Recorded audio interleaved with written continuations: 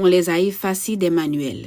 Pourtant, ce sont eux qui ont ouvert le cœur du premier patient, qui ont guidé le monde avec l'invention des feux de signalisation, qui ont calculé les bases du GPS avec une belle précision. Daniel Williams, Gareth Morgan, Gladys West, des noms qu'on ne devrait jamais prononcer à voix basse. Lumière noire, c'est plus qu'une chronique, c'est une renaissance. On les ramène à la vie, au grand jour, ce que vous devriez savoir, ce que vos enfants doivent connaître, parce qu'en 2025, l'ignorance n'est plus une excuse.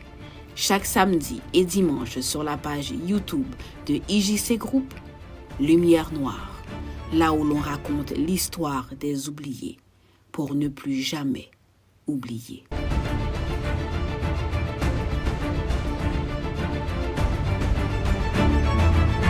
L'histoire de l'innovation est souvent racontée comme une ligne droite, tracée par quelques noms célèbres.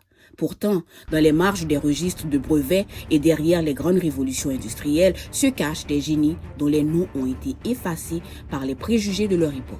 Des communications modernes à la sécurité ferroviaire, en passant par la conservation alimentaire, ces inventeurs noirs ont transformé notre quotidien alors même que la société leur refusait parfois la liberté ou la reconnaissance.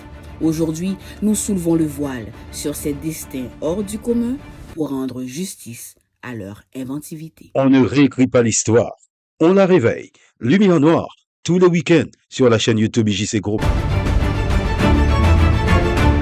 Février 1962. L'astronaute John Glenn est assis au sommet d'une fusée Atlas. Il s'apprête à devenir le premier Américain à orbiter autour de la Terre.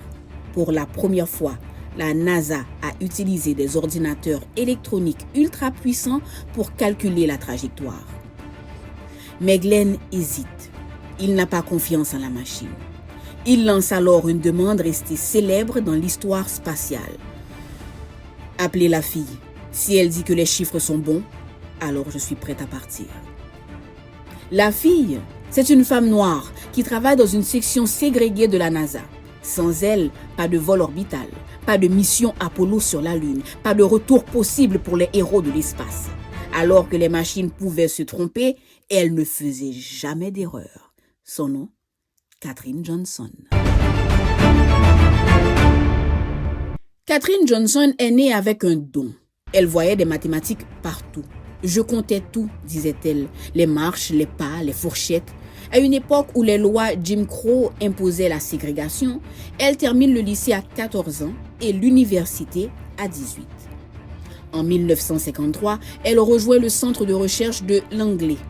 Elle fait partie des West Area Computers, un groupe de femmes noires, mathématiciennes dont le travail consiste à vérifier manuellement les calculs des ingénieurs blancs.